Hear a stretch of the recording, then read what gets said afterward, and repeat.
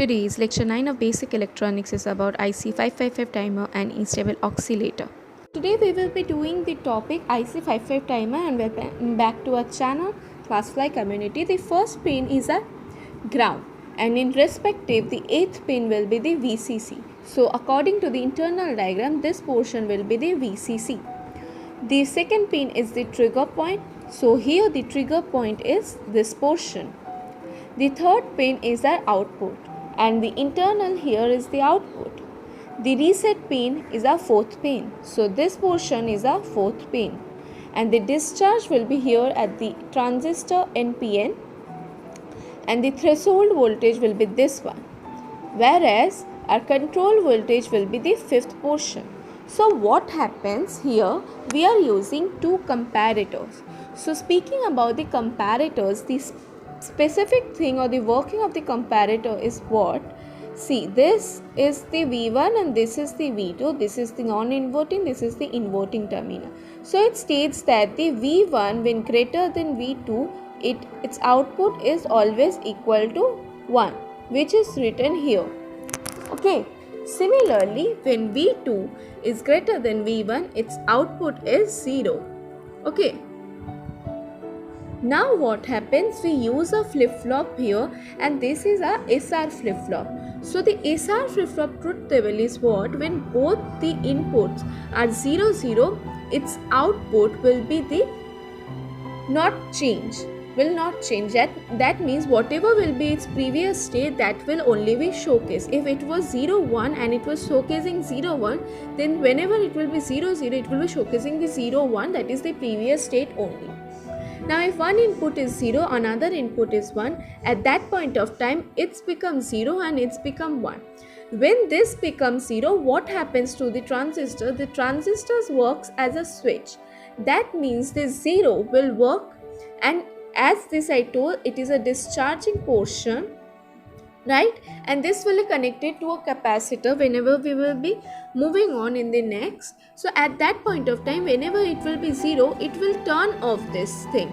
It will turn off this transistor. That means it will start charging and it will not discharge. Similarly, when we will put 1 here and 0 here, it becomes 1 here. So at that point, it will be on. That means this will be discharging at that point. That means transistor here works as a switch. Okay, so now see, if this was 1, then our output would have been 0. Okay, but when it is 1, 1 for both the cases, at that point of time we can't get the same value for both the output. So this will be a forbidden state. Okay, so now see why we call is as if IC 555 timer, because here we use 5 ohms resistance. That means this 5 ohm resistance and this is a 5 ohm resistance we are using. Similarly here also. That's why it is known as IC 555 timer, because we are using 5 ohm 3 resistance here. Now what happens? This fifth point, which is our control voltage, here we get 2 by 3 VCC. What happens? How we get it? So if we consider this our resistance 1, resistance 2 and resistance 3, for this point what happens? It will be, voltage will be our R2 plus R3. That means this point below resistance we will take. That means R2 plus R3 divided by all total resistance, that is R. So 5 and 5, 10 divided by 15. So we get 2 by 3. That means here the voltage is 2 by 3. But for here this voltage will be, that means this point will be 1 by 3. 1 by 3 because here there is one resistance. So it will be 5 by 15. So at that point we will get our 1 by 3. So this point will be 1 by 3. Okay. So what happens? How we will get here 1 or 0 or 0 or 1 for according to our comparators working. So when here this point is 2 by 3. So when, that means this is V2. So when my this sixth point is greater than my 2 by 3, at that point we will get here 1. But when my V1 is less than V2, that means it is less than 2 by 3, at that point I will get 0. Similarly here, when 1 by 3 will be greater than my second point, at that point I will get 1, whereas when my 1 by 3 will be less than my second point, at that point I will get 0. Okay, so this is the basic concept of our IC55 timer. So I hope you understood this. So let's move on to the A-stable part. So this is our A-stable circuit. So this is our R1, this is our R2, and this is our capacitor.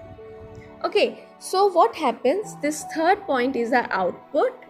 What we does in this internal, which we will be discussing on, what happens here that we connect two resistance and a capacitor here so that we can make the A-stable mode. Okay, so what we do in the between of R1 and R2, we connect this to our transistor, and this point was our discharging, right? That means a 7th point. This was a 4th point.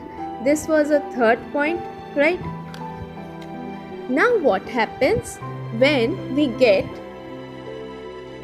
so we have done till this point, right?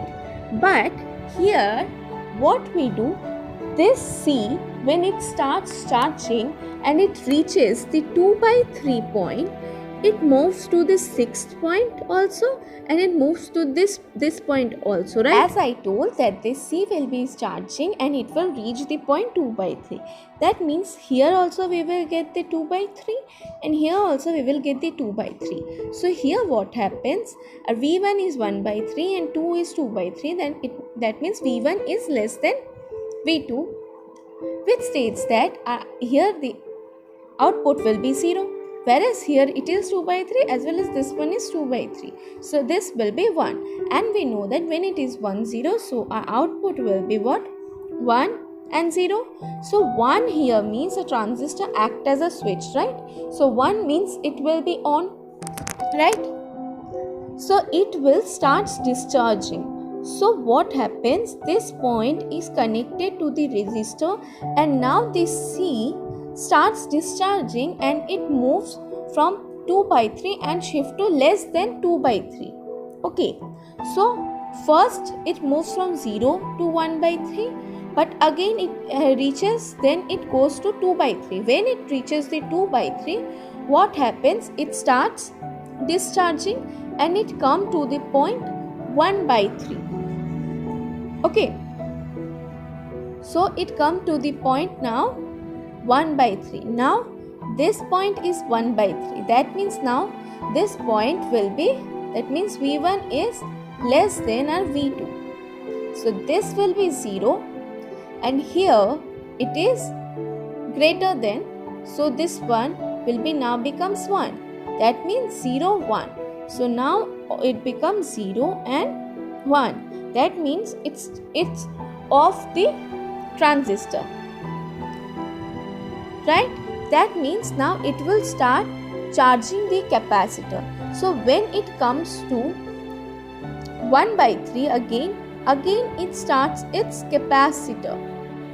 That means the charging again begins. But when it was 2 by 3, the transistor starts discharging because the output here was 1, and we know that 1 is off. Similarly, they state that when it is 0, what happens? It remains constant till this point. But as it moves, it becomes high and again low. It again becomes high and again low. So this is what happens. Okay, so this is the basic concept, that when it will be 0, 1, that means you have to decide when the capacitor is charging and when the capacitor is discharging with the help of this transistor, which is acting as a switch. Okay, starting what happens? When we give the supply, the resistor 1 and resistor 2, it continues the supply and this C becomes charging. Till then it is constant. Till at that point of time it will be constant. But as it reaches the 2 by 3, this unit starts discharging. as it's discharging and it comes to the point 1/3, at that point this transistor again starts, it makes it off. That means this capacitor again starts charging. So that means there is a low and a high situation which is occurring. So this is basically what astable oscillator looks when we use this IC55 thing. Okay, so today's lecture ends here. Till then, be happy and have a great day. Now is the good time. The best revenge is to live on and prove yourself. I hope all of you understood the lecture of today, and thank you for watching. Wow, that's impressive! You have completed a magic today. For more videos, subscribe. Join our Facebook group and Instagram page for group discussion and live Magus videos for exam preparation in an hour. We start at Classfly community for students to learn from a friend in a simple way and support them in their own languages. If you are willing to be that one friend who saves us at the exam night preparation, then please join us by visiting classfly.in.